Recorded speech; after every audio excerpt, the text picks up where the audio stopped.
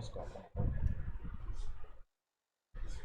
अच्छा भाई साहब हम आप करनी है जी CSS उधर ही बना लेने अलग फोल्डर CSS ठीक हो गया हम आप जितना भी काम करना वो आप सारा जोड़ा वा इन्होंने सारे चुक के ना HTML वाली सीढ़ियाँ सारे चुक के अच्छा जो HTML का सीधा काम सारा खत्म हो गया हुन नहीं और कुछ करना होगा और तो सुन आप ही करना वा कि एडिशनल शामिल से करनी काफ़ी है वा और तो सी आप ही करना जेड़ा बेसिक सी सारा कराता ठीक हो गया जी CS करता शुरू CS CSS ना समझला की है चुप कर जा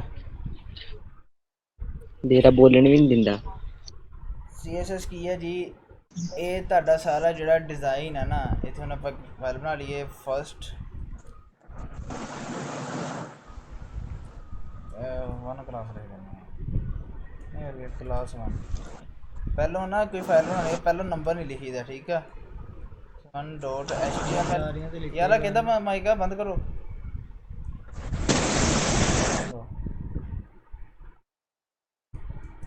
काम आप जो डॉक्यूमेंट जड़ियाँ जो डाटा होना सारा वो तो आप करना वा सारा HTML विच ही आपा नू लिंक करना वा CSS दे नाल वो किदां हुण CSS फर्स्ट क्लास ठीक हो गया आ लिखता वा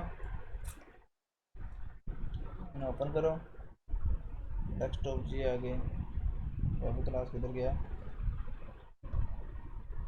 आ लिखा CSS फर्स्ट क्लास आ गया सब तो पहले हम तुहानू थोड़ा दस दो मैं ਇਹਦਾ ਸਿੰਟੈਕਸ ਕੀ ਹੁੰਦਾ ਵਾ ਸਿੰਟੈਕਸ मतलब ਤਰੀਕਾਕਾਰ ਕਿਦਾਂ ਯੂਜ਼ ਕਰੀਦਾ ਆ मैंने थे एक H1 लिख दिने आ CSS स्टार्ट लिखता इतने एक पैरा लिख दिने आ लिखता लोरम एक्शन कर दो सारा CSS के ना 3 तरीके आ ये जरा मैं बना ला ना एक पावर पॉइंट बनाई जाने CSS ਦਾ मतलब ਕੀ ਆ कैस्केडिंग स्टाइल शीट किस चीज ਦਾ कैस्केडिंग मैं लिख देना सारा रख लिया इधर कोई पावर पॉइंट है CSS तो नवी बना ली अपन ताकि बाद च किसी ने कराना बंदा ना इतने आप लिखते रहेंगे नोट करी जाएंगे एक तरह कैस्केडिंग स्टाइल शीट का मतलब एक स्टाइल शीट है जिन्हें ना तुहानू स्टाइल देना वा टेम्पलेट लिखिए यानी कि स्टाइल शीट हाँ एक मिनट बस शुरू भी HTML तो होना वा डाटा तो सारा HTML च ही आना वा स्टाइल शीट CSS दूसरी लैंग्वेज है ये नहीं है कि तुसीं एक लैंग्वेज करनी है तो पिछलियां नाल कनेक्ट होई जानियां वा पिछलियां नाल कनेक्ट होई जानियां स्टाइल करने वास्ते स्टाइलिंग देने वास्ते जिद्दां विजिटिंग कार्ड वगैरह बनाईदा ओदी यानी कि मतलब स्टाइल देने वास्ते हाँ ये आप वेबसाइट बनाने असली वेबसाइट दी स्टाइल देने वास्ते आ विजिटिंग कार्ड हो गया या वेंडिंग कार्ड हो गया कोई यूनिवर्सिटी कार्ड हो गया कोई भी है हाँ उसी तरह कर लिया मैं अच्छा जी नवी किताब बनाई दी है आइए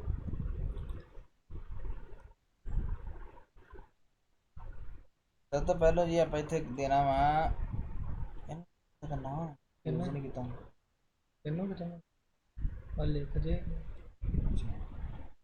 सब तो पहले ਇਹਦਾ सिंटैक्स नहीं टाइप्स किन्नियां वा जी CSS दियां टाइप्स किन्नियां वा हाँ जी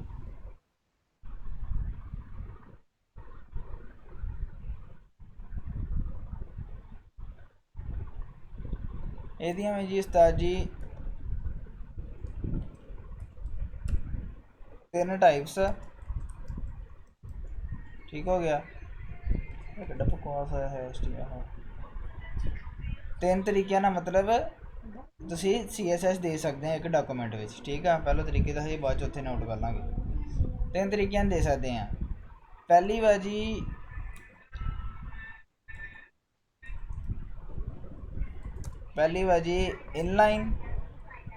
इनलाइन तो समझ आ रहा वा की है कि मतलब वो लाइन के अंदर ही होनी है CSS मतलब जिस एलीमेंट में तुम CSS स्टाइल दे रहे हैं उस लाइन के अंदर ही होना वा दूसरी आ गई जी इंटरनल CSS ਇੰਟਰਨਲ ਤੇ ਇਨਲਾਈਨ ਦਾ ਕੀ ਫਰਕ ਆ? ਇਨਲਾਈਨ ਦਾ ਮਤਲਬ ਆ ਉਸੇ ਲਾਈਨ ਦੇ ਉੱਤੇ, ਇੰਟਰਨਲ ਦਾ ਮਤਲਬ ਆ ਉਸੇ ਫਾਈਲ ਦੇ ਅੰਦਰ। ਤੀਸਰੀ ਆ ਜੀ ਐਕਸਟਰਨਲ CSS। ਅਤੇ ਇਹਦਾ ਹੁਣ ਫਰਕ ਕੀ ਆ?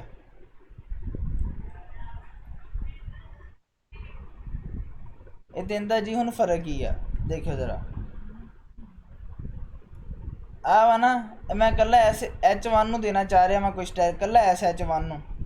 ਇਹ ਮੈਂ ਇੱਥੇ ਜਾਣਾ ਵਾ, ਐਸ ਟੈਗ ਦੇ ਲਿਖਣਾ ਵਾ ਸਟਾਈਲ। ਸਟਾਈਲ ਦਾ ਟੈਗ ਉਸੇ ਤਰ੍ਹਾਂ ਐਟਰੀਬਿਊਟ ਦੀ ਤਰ੍ਹਾਂ ਯੂਜ਼ ਹੋਣਾ ਵਾ। ਇਸ ਤਰ੍ਹਾਂ ਸਟਾਈਲ ਆ ਗਿਆ। ਥੋੜੀ ਜੀ ਸਕਰੀਨ ਜ਼ੂਮ ਕਰ ਲੈਣਾ। ਠੀਕ ਹੋ ਗਿਆ? ਠੀਕ ਹੋ ਸਟਾਰਟ ਕੀਤੀ ਆ ਸਟਾਈਲ ਆ ਗਿਆ।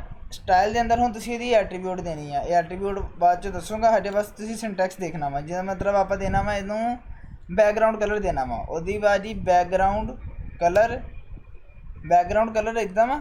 ਠੀਕ ਹੋ ਗਿਆ? ਇਹ ਸਾਰੀਆਂ ਅੱਗੇ ਤੁਸੀਂ ਪੜ੍ਹਨੀਆਂ। ਬਸ ਆ ਦੇਖੋ ਅੱਗੇ ਆਣਾ ਵਾ ਕੋਲੋਨ।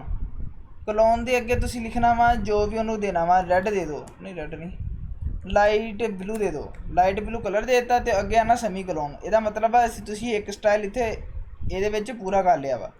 ਠੀਕ ਹੈ? ਜੇ ਅਗਲਾ ਸਟਾਈਲ ਦੇਣਾ ਵਾ ਇੱਥੋਂ ਸ਼ੁਰੂ ਕਰਨਾ ਵਾ ਅਤੇ ਐਸੇ ਫਾਰਮੈਟ 'ਚ ਲਿਖਣਾ ਵਾ। ਆ ਇਨਲਾਈਨ ਆ। ਹੁਣ ਦੇਖਿਓ ਜ਼ਰਾ, ਚੈੱਕ ਕਰਿਓ ਕੀ ਹੁੰਦਾ। ਲੱਗਿਆ? ਆ ਦੇਖੋ H1 ਦੇ ਪਿੱਛੇ ਬੈਕਗਰਾਊਂਡ ਕਲਰ ਆ ਗਿਆ। ਠੀਕ ਹੋ ਗਿਆ? Light blue. ਹੁਣ ਭਾਈ ਸਾਹਿਬ ਆ ਹੋ ਗਈ ਇਨਲਾਈਨ। ਆਪਾਂ ਇਕੱਲੀ ਇੱਕ ਹੀ ਲਾਈਨ 'ਚ ਕੀਤੀ ਆ। ਇੱਥੇ ਜਾ ਕੇ ਇੱਕ ਹੋਰ H1 ਬਣਾਉਂਦੇ ਆ। ਇੱਕ ਮਿੰਟ, ਲਾਈਨ ਦੇ ਵਿੱਚ ਦਿੱਤੀ ਆ। ਹਾਂ ਉਸੇ ਲਾਈਨ ਦੇ ਅੰਦਰ ਆਪਾਂ ਇਹਨੂੰ CSS ਸਟਾਈਲ ਦਿੱਤਾ ਵਾ। ਇਸ ਲਈ ਇਹ ਇਨਲਾਈਨ ਆ। ਦੂਸਰੀ ਇੱਥੇ ਲਿਖ ਦਿੰਦੇ ਹਾਂ ਚੈਪਟਰ 1 H1। ਹੁਣ ਦੇਖੋ H1 ਦੋਵੇਂ H1 ਆ, ਪਰ ਆਪਾਂ CSS ਕਿਹਨੂੰ ਬੈਕਗਰਾਊਂਡ ਕਲਰ ਕਿਹਨੂੰ ਦੇ ਹੋਇਆ ਵਾ? ਜਿਹਨੂੰ ਆਪਾਂ ਸਟਾਈਲ ਦਿੱਤਾ ਵਾ ਇੱਥੇ। ਠੀਕ ਹੈ? ਇੰਟਰਨਲ ਲਾਈਨ ਆ। ਨਹੀਂ ਇਨਲਾਈਨ ਹੀ। ਆ ਦੇਖੋ ਇਹ ਵੀ ਇਨਲਾਈਨ ਪਹਿਲੇ ਇਹਨੂੰ ਹੀ ਦਿੱਤਾ ਵਾ ਹਜੇ, ਅਤੇ ਇਸ ਲਈ ਸਿਰਫ ਇਹ 'ਚ ਹੀ ਸ਼ੋ ਹੋ ਰਿਹਾ ਵਾ। ਹੁਣ ਆਪਾਂ ਚਾਹੁੰਦੇ ਹਾਂ ਕਿ ਹੈ ਨਾ ਇਹ 'ਚ ਹੈ ਨਾ ਆ ਦੋਵੇਂ H1 ਨੂੰ ਦੇ ਹੋ ਜਾਂਦਾ ਇੱਕ ਹੀ ਵਾਰੀ 'ਚ। ਹੁਣ ਆਪਾਂ ਦੋ ਵਾਰੀ ਇੱਥੇ ਲਿਖਾਂਗੇ ਉਹ ਦੇ ਤੇ ਹੋ ਜਾਊਗਾ। ਆ ਸਟਾਈਲ ਇੱਥੇ ਵੀ ਲਿਖੀਏ, ਪਰ ਉਹਨੇ ਜਗ੍ਹਾ ਵੀ ਉਨੀ ਘੇਰਨੀ ਆ, ਲਫ਼ਜ਼ ਵੀ ਉਨੇ ਲੱਗ ਰਹੇ ਆ।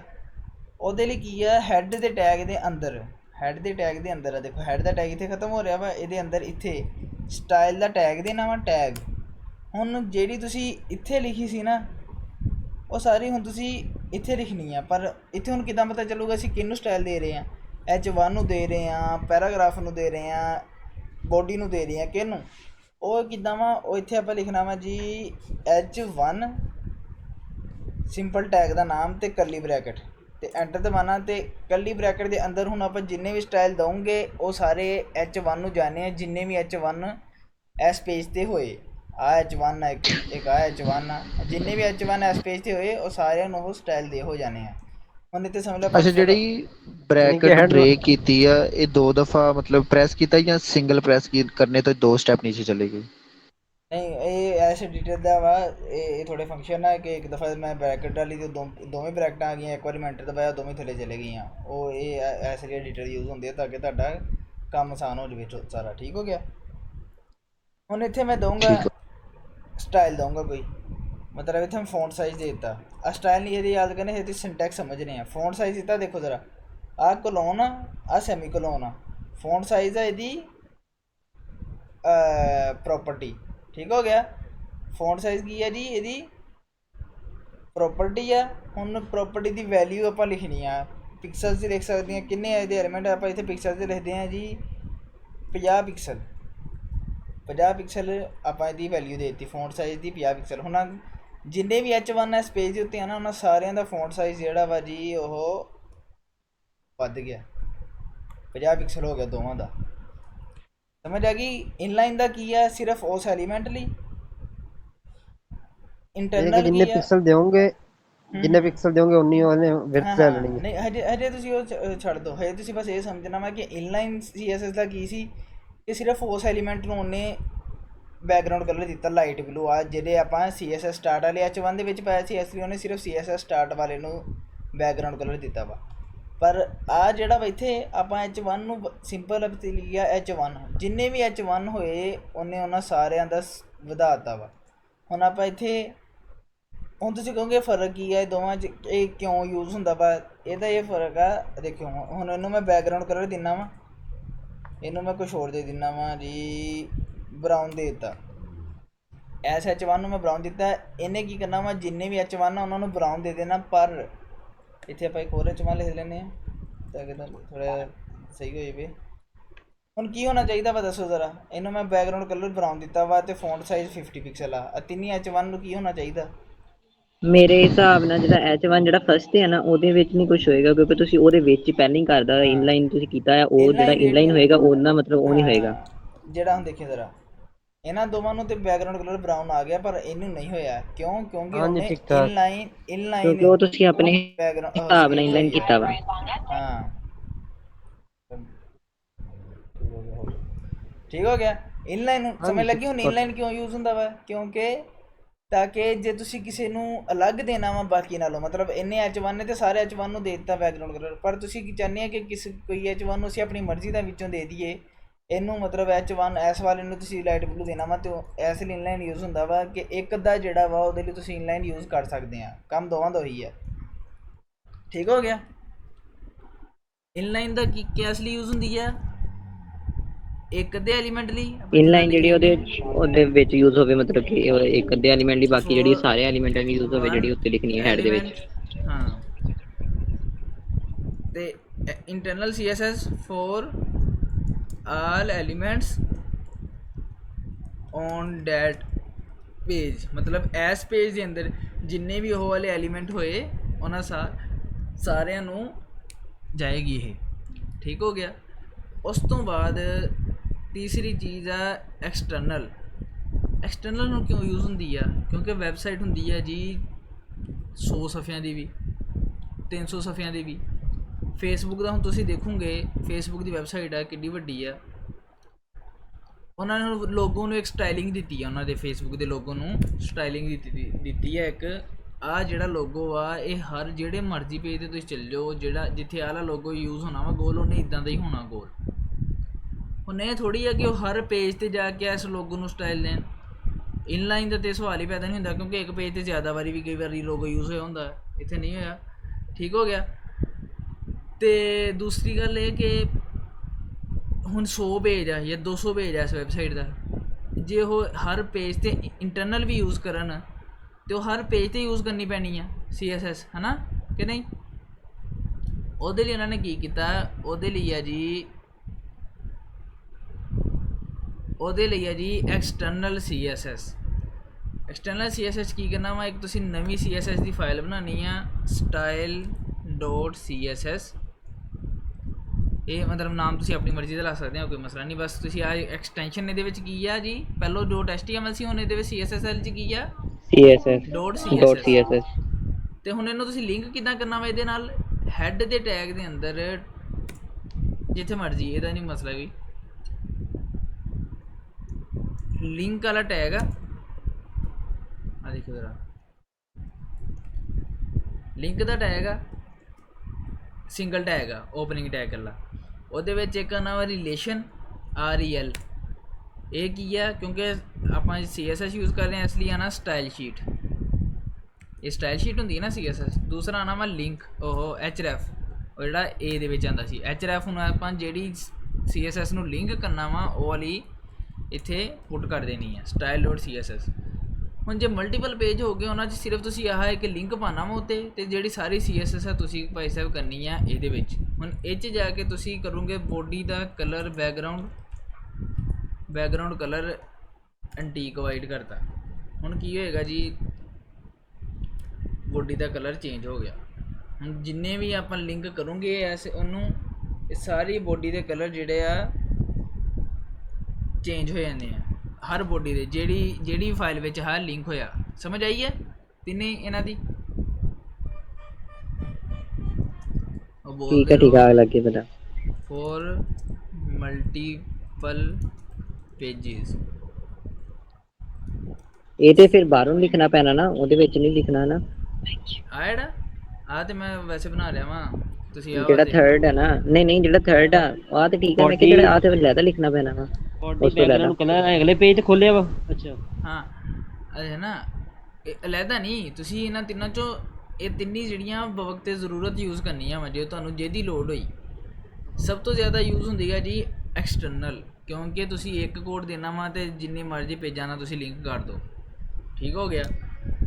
ਉਸ ਤੋਂ ਬਾਅਦ ਯੂਜ਼ ਹੁੰਦੀ ਹੈ ਇੰਟਰਨਲ ਤੇ ਇਨਲਾਈਨ, ਜਿਹੜੀ ਸਭ ਤੋਂ ਘੱਟ ਯੂਜ਼ ਹੁੰਦੀ ਹੈ। ਹੁਣ ਇਹਦੀ ਇੱਕ ਆ ਵੀ ਹੈ ਕਿ ਕਿਹੜੇ ਆਰਡਰ ਨਾਲ ਯੂਜ਼, ਜੇ ਤੁਸੀਂ ਇੱਕ ਹੀ ਐਲੀਮੈਂਟ ਨੂੰ ਮਤਲਬ H3 ਨੂੰ H1 ਨੂੰ ਸਮਝੋ, ਇੱਥੇ ਵੀ ਇੱਕ ਬੈਕਗਰਾਊਂਡ ਕਲਰ ਦਿੱਤਾ ਹੋਇਆ ਵਾ, ਬੈਕਗਰਾਊਂਡ ਕਲਰ ਜੀ ਐਕਵਾ ਦੇ ਦਿੱਤਾ। ਇੱਥੇ ਜਾਓ, ਇੱਥੇ ਵੀ ਤੁਸੀਂ ਬੈਕਗਰਾਊਂਡ ਕਲਰ ਦਿੱਤਾ ਹੋਇਆ ਵਾ, ਇਹਨੂੰ ਕੱਢ ਦਿਓ ਬਰਾਊਨ, ਤੇ ਇਹਦੇ ਵਿੱਚ ਵੀ ਇੱਕ ਬੈਕਗਰਾਊਂਡ ਕਲਰ ਦਿੱਤਾ ਵਾ। ਹੁਣ ਦੱਸੋ ਜ਼ਰਾ ਕਿਹੜਾ ਕਿੱਥੇ ਸ਼ੋ ਹੋਏਗਾ?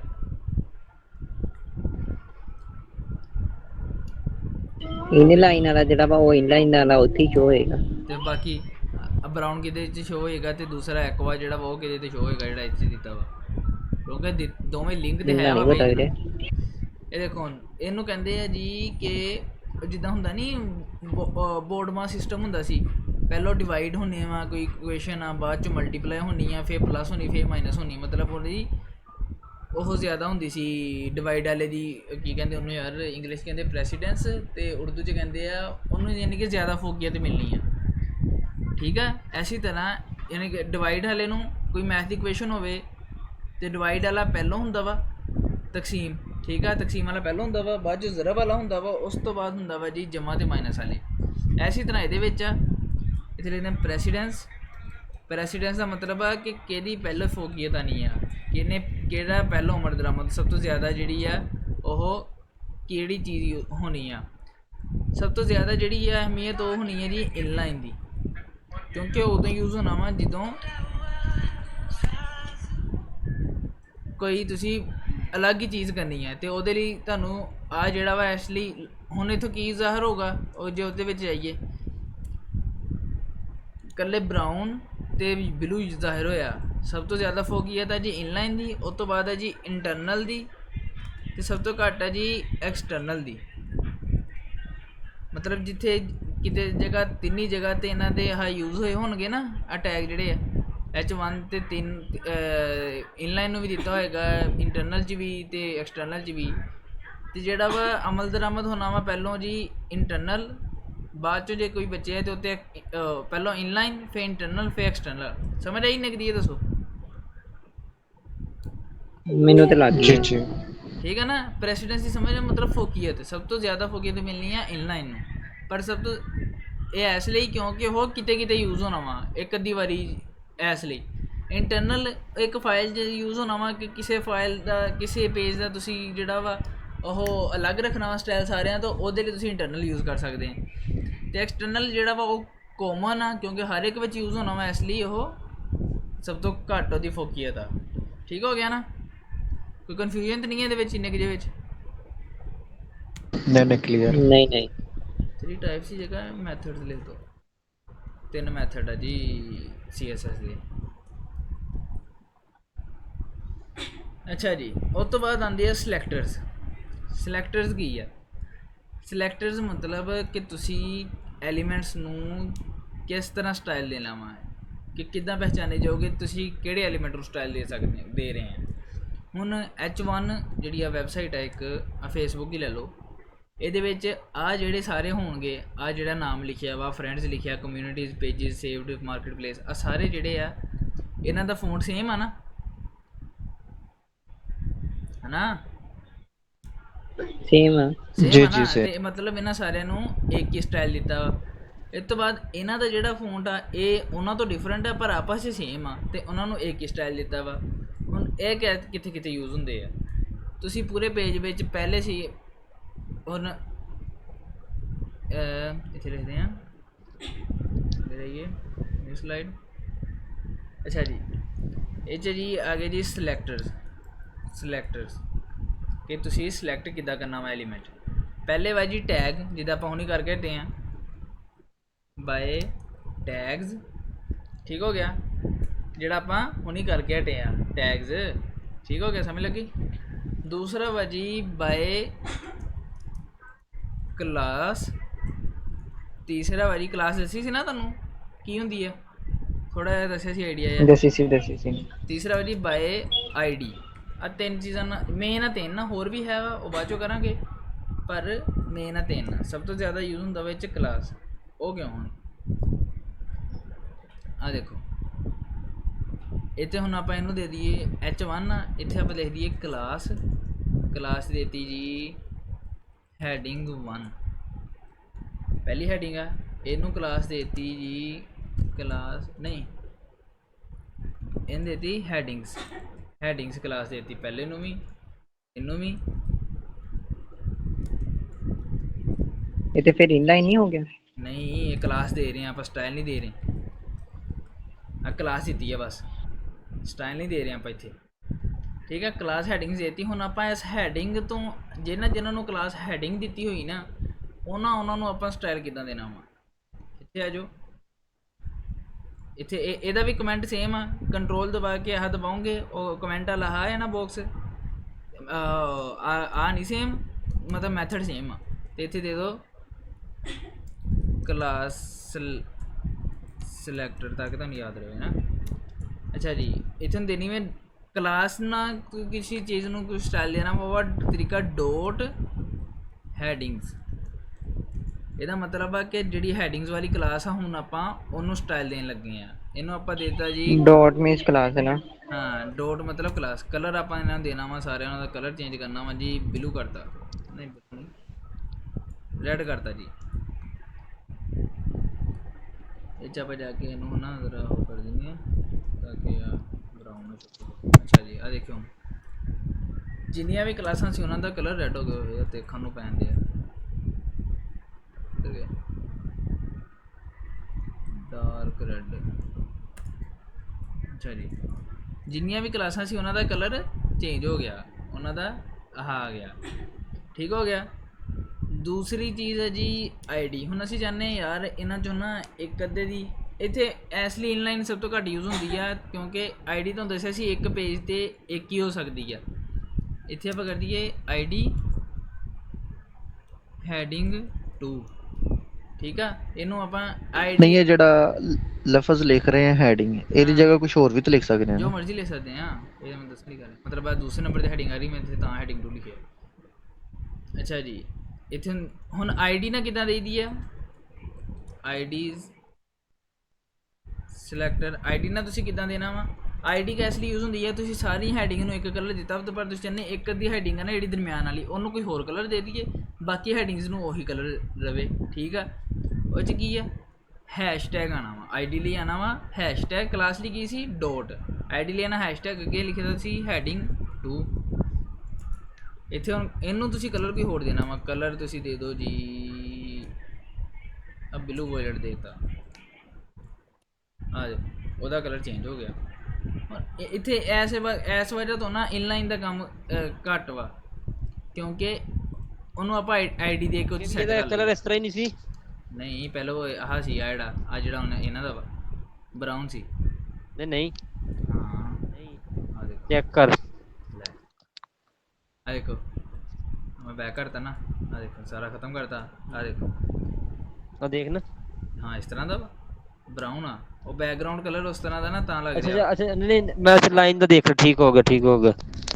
ਬੈਕਗਰਾਉਂਡ ਕਲਰ ਨਹੀਂ, ਇਹਦਾ ਟੈਕਸਟ ਦਾ ਕਲਰ ਦੇਖੋ, ਹਜੇ ਤਿੰਨਾਂ ਦਾ ਬਰਾਊਨ ਆ ਨਾ। ਟੈਕਸਟ ਕਿੱਧਰ ਗਿਆ, ਮੈਂ ਲਾਈਨ ਦੇਖ ਰਿਹਾ ਸੀ। ਹੈਸ਼ਟੈਗ ਹੈਡਿੰਗ 2 ਕਲਰ ਪਰਪਲ ਦੇ ਦਿਓ ਥੋੜਾ ਹੈ ਨਾ, ਆਵਾਜ਼ ਹੋਈ ਵੀ ਯੈਲੋ ਦੇ ਦੇ, ਯੈਲੋ ਦੇ ਦੇ, ਯੈਲੋ ਮਾੜਾ ਜਿਹਾ ਆਵਾਜ਼ ਹੋਈ ਵੀ। ਆ ਦੇਖੋ ਜ਼ਰਾ, ਇਹਦਾ ਹੋਰ ਹੋ ਗਿਆ ਕਲਰ, ਦੇਖ। ਬਾਕੀ ਇਹਨਾਂ ਦਾ ਹੋਰ ਹੋ ਗਿਆ। ਸਮਝ ਲੱਗ ਗਈ ਹੈ ਕਲਾਸ ਨਾਲ ਕਿੱਦਾਂ ਸਿਲੈਕਟ ਕਰਨਾ ਵਾ, ਹੈ ਉਹਦੇ ਨਾਲ ਆਈਡੀ ਨਾਲ ਕਿੱਦਾਂ ਸਿਲੈਕਟ ਕਰਨਾ। ਬਸ ਤੁਸੀਂ ਇਹਦੇ ਸਿੰਟੈਕਸ ਅੱਛਾ, ਆਈਡੀ ਦੀ ਜਗ੍ਹਾ ਆਪਾਂ ਉਹ ਵੀ, ਤੁਸੀਂ ਆਈਡੀ ਦੀ ਜਗ੍ਹਾ ਆਪਾਂ ਉਹ ਦੂਸਰਾ ਵੀ ਇਸਤੇਮਾਲ ਕਰ ਸਕਦੇ ਹਾਂ ਨਾ, ਇਨਲਾਈਨ। ਇਨਲਾਈਨ। ਪਰ ਉਹ ਇਦਾਂ ਵਾ ਕਿ ਅਸੀਂ ਮਲਟੀਪਲ ਪੇਜਿਸ ਵਿੱਚ ਤੁਸੀਂ ਕਰਨਾ ਵਾ। ਇਨਲਾਈਨ ਦਾ ਇਹ ਵਾ ਨਾ ਕਿ ਤੁਸੀਂ ਜ਼ਿਆਦਾ ਸਟਾਈਲ ਦੇਣੇ ਹੁੰਦੇ, ਕਲਰ ਕੁਲਰ ਤੇ ਨਹੀਂ ਨਾ ਚੇਂਜ ਕਰਨਾ, ਤੁਸੀਂ ਉਹਦੀ ਪੈਡਿੰਗ ਦੇਣੀ, ਬਾਰਡਰ ਦੇਣਾ, ਇਹ ਉਹ ਇੰਨੀਆਂ ਚੀਜ਼ਾਂ ਤੁਸੀਂ ਇੱਥੇ ਦੋਗੇ, ਇੱਥੇ ਕੜਮਾਸ ਜਿਹਾ ਪੈ ਜਾਣਾ। ਆਈਡੀ ਇੱਕ ਹੀ ਯੂਜ਼ ਹੋਣੀ ਹੈ ਨਾ। ਨਹੀਂ ਇੱਥੇ ਇਨਲਾਈਨ ਜਿਹੜਾ ਤੂੰ ਕਹਿ ਰਿਹਾ ਵਾ ਨਾ, ਇੱਥੇ 3-4 ਮੈਂ ਸਟਾਈਲ ਦਊਂਗਾ। ਇੱਥੇ ਇੱਕ ਬੈਕਗਰਾਉਂਡ ਕਲਰ ਦਿੱਤਾ ਵਾ, ਇੱਥੇ ਕਲਰ ਵੀ ਦੇ ਦਾਂ ਮੈਂ, ਠੀਕ ਆ, ਆ ਦੇਤਾ। ਉਸ ਤੋਂ ਬਾਅਦ ਜੀ ਇਹਨੂੰ ਮੈਂ ਦੇ ਦਾਂ ਪੈਡਿੰਗ ਵੀ ਦੇ ਦਾਂ, ਪੈਡਿੰਗ 10 ਪਿਕਸਲ ਦੇਤੀ, ਤੇ ਹੈ ਕਿੰਨਾ ਕੁਛ ਮੈਂ ਦੇ ਦਾਂ, ਤੇ ਉਹ ਕੜਮਾਸ ਜਿਹਾ ਪੈ ਜਾਣਾ। ਇਹਦੇ ਵਿੱਚ ਜਸਟ ਇੱਕ ਦੇਣਾ ਤੇ ਉਧਰ ਜਿਹੜਾ ਸੈੱਟ ਕੀਤਾ ਉਹਨਾਂ ਤੇ ਉਹੀ ਆ ਜਾਣਾ ਪੂਰਾ। ਨਹੀਂ ਜਸਟ ਇੱਕ ਨਹੀਂ ਦੇਣਾ, ਮਤਲਬ ਇੱਥੇ ਜਿੰਨੇ ਮਰਜ਼ੀ ਸਟਾਈਲ ਦੇ ਸਕਦੇ ਆ, ਪਰ ਇਹ ਵਾ ਕਿ ਇੱਥੇ ਜਿੰਨੇ ਜ਼ਿਆਦਾ ਸਟਾਈਲ ਦਓਗੇ ਉੱਥੇ ਇੰਨਾ ਜ਼ਿਆਦਾ ਰਸ਼ ਪਈ ਜਾਣਾ। ਹਾਲਾਂਕਿ ਤੁਸੀਂ ਇਹਦੇ ਲਈ ਅਲੱਗ ਫਾਈਲ ਬਣਾ ਕੇ ਇੱਥੇ ਬੜੇ ਸਲੀਕੇ ਨਾਲ ਤੁਸੀਂ ਦੇ ਸਕਦੇ ਆ, ਇਸ ਲਈ ਇਹ ਇਨਲਾਈਨ ਨਹੀਂ ਯੂਜ਼ ਹੁੰਦਾ ਜ਼ਿਆਦਾ। ਉਹੀ ਗੱਲ ਕਰਦਾ ਪਿਆ ਨਾ, ਇੱਕ ਜਸਟ ਅੱਧੇ ਆਈਡੀ style- ਦੇਣੀ ਆ ਤੇ ਬਾਕੀ ਉਹਦਾ ਜਿਹੜਾ ਸੈਟ ਹਾਂ ਕਰਨਾ ਆਈਡੀ ਆ ਕਲਾਸ ਜਿਹੜੇ ਤੁਹਾਨੂੰ ਵਾਰੇ ਆਂਦੀ ਹੈ। ਜੇ ਜ਼ਿਆਦਾ ਐਲੀਮੈਂਟਸ ਆ ਉਹਨੂੰ ਕਲਾਸ ਦੇ ਦਿਓ। ਇਹ ਨਹੀਂ ਨਾ ਕਿ ਤੁਸੀਂ ਹੁਣ 3H1 ਦਾ ਕਲਰ ਇੱਕ ਹੀ ਰੱਖਣਾ ਵਾ, ਤੁਸੀਂ ਤਿੰਨਾਂ ਨੂੰ ਅਲੱਗ-ਅਲੱਗ ਆਈਡੀ ਦੇ ਕੇ ਤੇ ਉੱਥੇ ਅਲੱਗ-ਅਲੱਗ ਸਟਾਈਲ ਦਿਓ। ਉਹ ਤਾਂ ਚੰਗਾ ਇਹ ਨਹੀਂ, ਤਿੰਨਾਂ ਨੂੰ ਇੱਕ ਹੀ ਕਲਾਸ ਦਿਓ ਤੇ ਇੱਕ ਬਸ ਦਿਓ ਤੇ ਤਿੰਨਾਂ ਦੇ ਰੰਗ ਚੇਂਜ। ਜੇ ਤੁਸੀਂ ਆਈਡੀ ਤੇ ਜਾਓਗੇ ਆਈਡੀ ਤਿੰਨਾਂ ਦੀ ਅਲੱਗ-ਅਲੱਗ ਹੋਣੀ ਚਾਹੀਦੀ ਹੈ, ਠੀਕ ਆ, ਉਹ ਉੱਥੇ ਫਸ ਜਾਣਾ। ਤੀਸਰਾ ਵਾ ਜੀ ਬਾਏ ਟੈਗ ਨੇਮ, ਟੈਗ ਸਿਲੈਕਟਰ ਦੀ ਸਮਝ ਆਈ ਆ, ਜਿਹਨਾਂ ਤੁਸੀਂ ਐਲੀਮੈਂਟ ਦੀ ਪਹਿਚਾਣ ਕਰਾਉਣੀ ਆ। H1 ਇਹਨੂੰ ਮੈਂ ਕੋਈ ਹੋਰ ਸਟਾਈਲ ਦੇ ਦਿੰਦਾ ਵਾ, ਇਹਨੂੰ ਮੈਂ ਦੇ ਦੇਣਾ ਜੀ ਬਾਰਡਰ 2 ਪਿਕਸਲ ਤੇ ਸੋਲਿਡ। ਇਹ ਅੱਗੇ ਜਾ ਕੇ ਆਊਗਾ, ਹਜੇ ਇਹ ਨਹੀਂ ਯਾਦ ਕਰਨਾ, ਬਸ ਤੁਸੀਂ ਹਜੇ ਦੇਖਣਾ ਵਾ। ਆ ਦੇਖ ਆ ਤਿੰਨਾਂ ਨੂੰ ਬਾਰਡਰ ਆ ਗਿਆ ਨਾ, ਜਿਹੜੇ ਕਲਰ ਆ ਉਸ ਕਲਰ ਦਾ ਬਾਰਡਰ ਆ ਗਿਆ ਤਿੰਨਾਂ ਨੂੰ। ਇੱਥੇ ਆਪਾਂ ਕਲਰ ਵੀ ਦੇ ਦਿੰਦੇ ਆ ਬਲੈਕ, ਹੁਣ ਤਿੰਨਾਂ ਨੂੰ ਬਲੈਕ ਬਾਰਡਰ ਆ ਗਿਆ। ਆ ਦੇਖੋ ਇਹਨੂੰ ਵੀ ਠੀਕ ਹੋ ਗਿਆ, ਸਮਝ ਲੱਗੀ ਆ।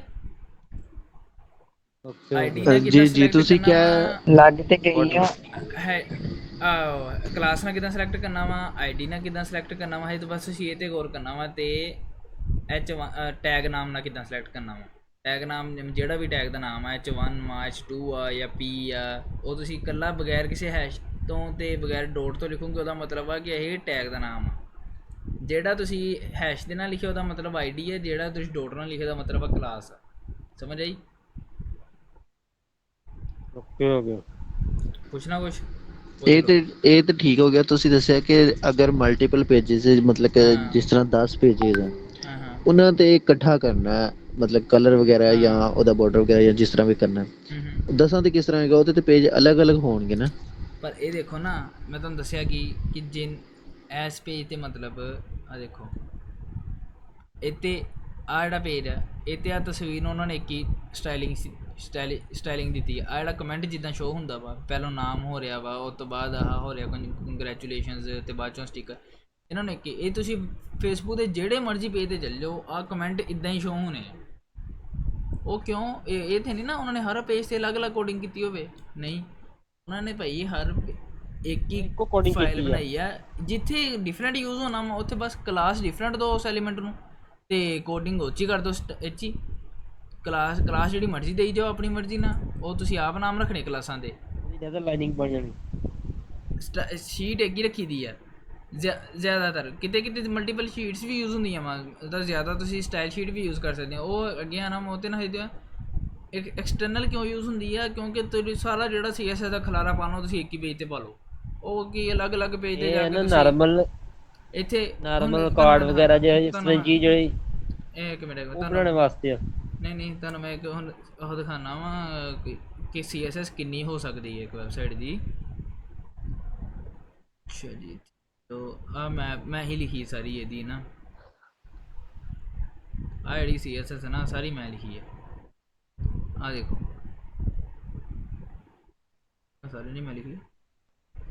ਅੱਛਾ ਆ ਸਾਰੀ CSS ਆ। ਕਿੰਨੀਆਂ ਲੈਣਾ ਵਾ ਭਾਈ ਸਾਹਿਬ? ਇੱਕ ਪੇਜ ਦੀ ਵੈਬਸਾਈਟ ਆ, ਹਾਲਾਂਕਿ ਇਹ ਸਿੰਗਲ ਪੇਜ 2524 ਲੈਣਾ। ਇਹ ਹੁਣ ਤੁਸੀਂ ਹਰ 2524 ਲੈਣਾ, ਹਰ ਪੇਜ ਤੇ ਜਿਵੇਂ ਉਹਦੇ 3-4 ਪੇਜ ਬਣਾਏ ਹੁੰਦੇ ਤੇ ਮੈਂ ਉਹਦੀ ਇੰਟਰਨਲ ਵੀ ਕਰਦਾ। ਇਨਲਾਈਨ ਨਾ ਵੀ ਸਹੀ, ਇਨਲਾਈਨ ਤੇ ਛੱਡ ਹੀ ਦੋ ਨਾ। ਇਨਲਾਈਨ ਤੁਸੀਂ ਕਰਨ ਬਹਿ ਗਏ, ਤੁਸੀਂ ਜਿੱਥੇ ਇੱਕ ਕਲਾਸ ਦੇ ਕੇ ਤੁਸੀਂ 400 ਐਲੀਮੈਂਟ ਕਵਰ ਕਰ ਜਾਣਾ, ਤੁਸੀਂ ਹਰ ਲਾਈਨ ਤੇ ਜਾ ਕੇ ਸਪੈਲਿੰਗ ਦੇਣੀ ਹੈ। ਠੀਕ ਹੋ ਗਿਆ? ਓਹੋ ਕਿੱਧਰ ਗਈ?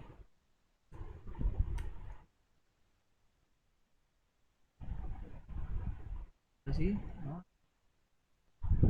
ਠੀਕ ਆ, ਜੇ ਮੈਂ ਹਰ ਪੇਜ ਤੇ ਵੀ ਕਰਨਾ ਤੇ ਹਰ ਪੇਜ ਤੇ ਵਾਧੂ ਦੀ 2500 ਲੈਣ ਆਇਆ ਨਹੀਂ ਹਰ ਪੇਜ ਤੇ। ਜਿਵੇਂ ਜਾ ਕੇ ਹਰ ਸਟਾਈਲਿੰਗ ਆ ਦੇਖੋ ਜ਼ਰਾ, ਹੁਣ ਆ ਇੱਕ ਐਲੀਮੈਂਟ ਆ, ਸਿੰਪਲ ਜਿਹਾ ਦਿਖਾਵਾਂ ਤਾਂ ਫਿਰ ਨਾ ਤੇ ਚੱਲੋ। ਆ ਦੇਖੋ ਆ ਬੋਡੀ ਦਾ ਐਲੀਮੈਂਟ ਸੀ, ਉਹਨੂੰ ਉਹਨਾਂ ਨੇ ਆਹ ਸਟਾਈਲ ਦਿੱਤੀ ਹੈ 2 ਆ ਇੱਥੇ, ਆ UL ਦਾ ਆ ਵਾ। ਉਸ ਤੋਂ ਬਾਅਦ ਆ ਦੇਖੋ ਜ਼ਰਾ, ਆ ਇੱਕ ਐਲੀਮੈਂਟ ਨੂੰ ਇੰਨੀ ਸਟਾਈਲਿੰਗ ਦਿੱਤੀ ਆ। ਜੇ ਤੁਸੀਂ ਆਹ ਇਨਲਾਈਨ ਕਰੋ, ਆ ਸਾਰੇ ਸਟਾਈਲ ਇਨਲਾਈਨ ਦੋ, 3 ਲਾਈਨਾਂ 3 ਕੇ ਲੈਣੀਆਂ ਤੇ ਬਸ ਉਸ ਲਾਈਨ ਤੇ ਉਹਨੇ ਅਸਰ ਕਰਨਾ ਵਾ। ਤੇ ਜੇ ਉੱਦਾਂ ਦੇ 5-6 ਐਲੀਮੈਂਟ ਹੋਏ ਇਕੱਠੇ, ਠੀਕ ਆ, ਉਹ ਤੇ ਤੁਹਾਡੀਆਂ 10-20 ਲਾਈਨਾਂ ਐਂ ਵੀ ਬੁੱਕ ਹੋ ਜਾਣੀਆਂ।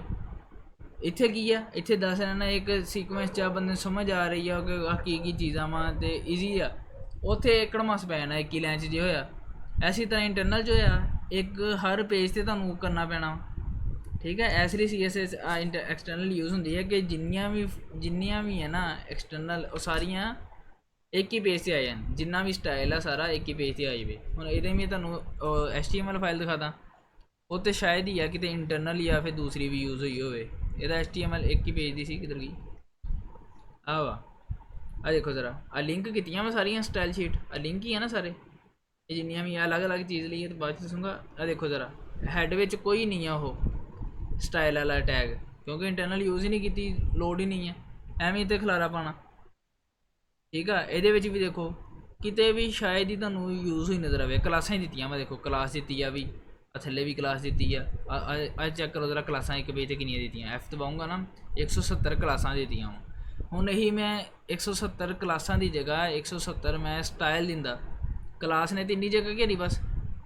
ਇੱਕ ਕਲਾਸ ਨੂੰ ਤੁਸੀਂ 10-10 ਲਾਈਨ ਦਾ ਸਟਾਈਲ ਵੀ ਦਿੰਦੇ ਆ, ਉਹ ਮੈਂ ਜੇ ਹਰ ਲਾਈਨ 'ਤੇ 10-10 ਲਾਈਨ ਦਾ ਸਟਾਈਲ ਹੀ ਆਉਂਦਾ, ਇੱਥੇ ਤਾਂ ਕੜਮਾਸ ਵੱਜ ਜਾਣਾ, ਮੈਨੂੰ ਸਮਝ ਨਹੀਂ ਸੀ ਆਣੀ ਮੈਂ ਕੀ ਲਿਖਿਆ ਵਾ ਕੀ ਨਹੀਂ ਲਿਖਿਆ, ਠੀਕ ਆ ਨਾ, ਸਮਝ ਆ ਗਈ ਹੈ।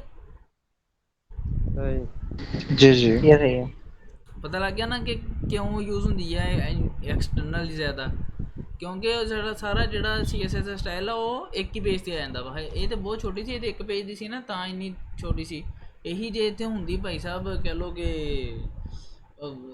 ਫੇਸਬੁੱਕ ਦੀ ਲੈ ਲਓ, ਇਹਨਾਂ ਦੀ ਮਿਲੀਅਨ ਲਾਈਨਾਂ ਵਿੱਚ ਇਹਨਾਂ ਦੀ ਕੋਡਿੰਗ ਹੋਣੀ, ਬਿਲੀਅਨ ਜਾਂ ਮਤਲਬ ਟੋਟਲ CSS ਦੀ ਗੱਲ ਕਰ ਰਹੇ ਹਾਂ ਕਿ CSS ਇਕੱਲੀ ਇਹਨਾਂ ਦੀ ਮਿਲੀਅਨ ਲਾਈਨਾਂ 'ਚ ਹੋਣੀ ਹੈ। ਇੱਥੇ ਜਾ ਕੇ ਦੇਖ ਲੈਂਦੇ ਆ ਜੇ ਉਹ ਚਾਹੁੰਦਾ ਵਾ। ਇਹਨਾਂ ਨੇ ਪਰ ਉਹ ਬੜਾ ਨਾ ਸਖਤ ਕੀਤਾ ਹੋਇਆ ਵਾ, ਘੱਟ ਵੱਧ ਹੀ ਦਿਖਾਉਂਦੇ ਆ ਇਹ ਸੋਰਸ ਕੋਡ ਕਿ ਕੋਈ ਕਾਪੀ ਨਾ ਕਰ ਲਵੇ। ਨਹੀਂ ਹੈਗਾ ਹੀ ਮੇਰੇ ਖਿਆਲ 'ਚ, ਹੈਡ 'ਚ ਦਓ ਤੇ ਇੱਥੇ ਜਾਈਏ ਕਿਸੇ CSS ਦੀ ਫਾਈਲ 'ਚ, ਕਿੱਧਰ ਗਈ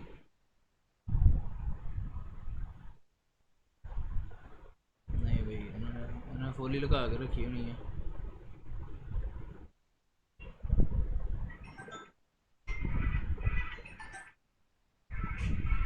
ਨਹੀਂ ਹੈ, ਇਹਨਾਂ ਨੇ ਹਾਈਡ ਕੀਤਾ ਹੁੰਦਾ ਨਾ ਤਾਂ ਕਿ ਇਹਨਾਂ ਦਾ ਕੋਈ ਆਹ ਹੈਗੀ ਹੈ